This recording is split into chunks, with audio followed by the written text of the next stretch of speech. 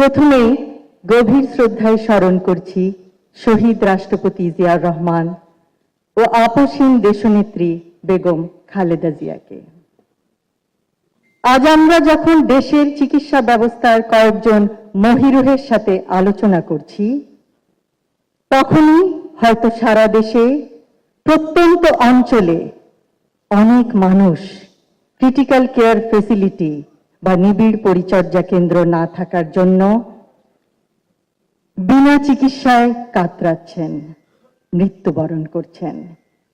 ঢাকা শহরে বাংলাদেশের মোট জনসংখ্যার ন্যূনতম অংশ বাস করে, কিন্তু রাজধানী ঢাকায় ক্রিটিক্যাল কেয়ার ফেসিলিটি দেশের ৮০ থেকে ৯০%। বিভিন্ন গ্রামে ক্রিটিক্যাল কেয়ার চিকিৎসা ব্যবস্থা একেবারেই অপ্রতুল। Bangladesh society of critical care medicine এই ক্ষেত্রে বিরাট অবদান রাখতে পারে। বিগত বছরের অবহেলায় বাংলাদেশে ক্রিটিক্যাল কেয়ার ফেসিলিটির এক ভয়াবহ চিত্র। প্রতি ১ লক্ষ দেশবাসীর জন্য ক্রিটিক্যাল কেয়ার বেডের সংখ্যা ১.৭। সাধারণ হাসপাতাল বেডের সংখ্যা ১ লক্ষ দেশবাসীর জন্য মাত্র ৯টি।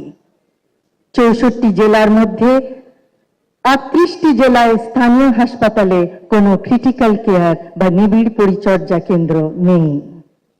দেশের ৮০ থেকে ৯০% ইন্টেনসিভ কেয়ার ইউনিট রাজধানী ঢাকায় অবস্থিত, কিন্তু ক্রিটিক্যাল কেয়ার ইউনিটগুলি মূলত বড় শহরের হাসপাতালগুলিতে। আমাদের ৬৮ থেকে ৭০% দেশবাসী বাস করে গ্রামাঞ্চলে। তাহলে তারা কিভাবে ক্রিটিক্যাল কেয়ারের মতো সেবা পাবে? কেউ অসুস্থ হলে তার জন্য কিভাবে সর্বোচ্চ চিকিৎসা সেবা প্রদান করা যাবে? নবজাতক শিশু, অন্তঃসত্ত্বা মা, নিউমোনিয়া বা স্ট্রোকে আক্রান্ত বয়োবৃদ্ধ অথবা সড়ক দুর্ঘটনায় আহত তরুণ সকলেই ক্রিটিক্যাল কেয়ারের অভাবে শীঘ্রই মৃত্যুর কোলে ঢলে পড়ছে।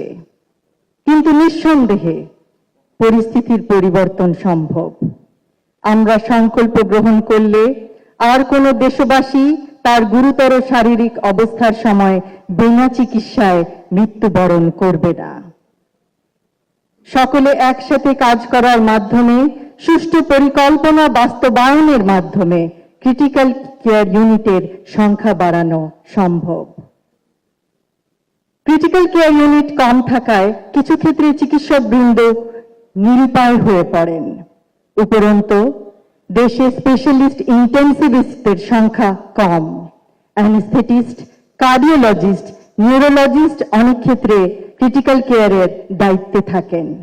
এক্ষেত্রে আরো বিশেষজ্ঞ প্রয়োজন, আরো ট্রেনিং প্রাপ্ত নার্স প্রয়োজন, আরো বিশেষায়িত ইকুইপমেন্ট প্রয়োজন, আরো ক্রিটিক্যাল কেয়ারের ইউনিট প্রয়োজন, আরো ওয়েল ইকুইপড অ্যাম্বুলেন্স প্রয়োজন, যেন গুরুতর অসুস্থ আহত রোগীকে প্রত্যন্ত অঞ্চল থেকে ক্রিটিক্যাল কেয়ার সম্বলিত হাসপাতালে দ্রুত আনা যায়। শুধুমাত্র তাহলেই আমরা আরো বেশি সংখ্যক রোগীকে ক্রিটিক্যাল কেয়ার ইউনিটে চিকিৎসা প্রদান করতে পারব। দেশ হিসেবে আমরা জনসংখ্যায় বিশাল, কিন্তু সামর্থ্য সীমিত। তবুও এই বাস্তবতায় সঠিক পথ বের করতে হবে গুরুতর আহত অথবা গুরুতর অসুস্থ রোগীদের চিকিৎসা প্রদান করার জন্য। দূরত্ব ও যানবাহন আরেকটি বিরাট অন্তরায়। অ্যাম্বুলেন্স সুষ্ঠুভাবে প্রস্তুত না থাকলে তা বরং রোগীদের জীবনের ঝুঁকি বাড়াবে।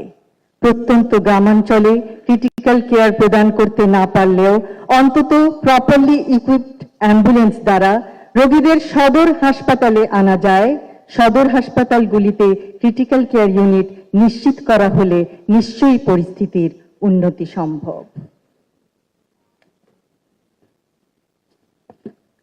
আশা করব আগামীতে ক্রিটিক্যাল কেয়ার চিকিৎসা সেবার অভাবে মৃত্যুর হার যেন আর বেড়ে না যায়। একটি মৃত্যু একটি পরিবারকে সর্বশান্ত করে দেয়। আজ Bangladesh society of critical care মেডিসিনের 2026-এর ন্যাশনাল কনফারেন্সে আমাকে আমন্ত্রণ জানানোর জন্য আমি এই সোসাইটির সকল সদস্যকে আন্তরিক ধন্যবাদ জানাচ্ছি। ধন্যবাদ জানাচ্ছি তাদের মানবিকতা ও কঠোর পরিশ্রমের জন্য।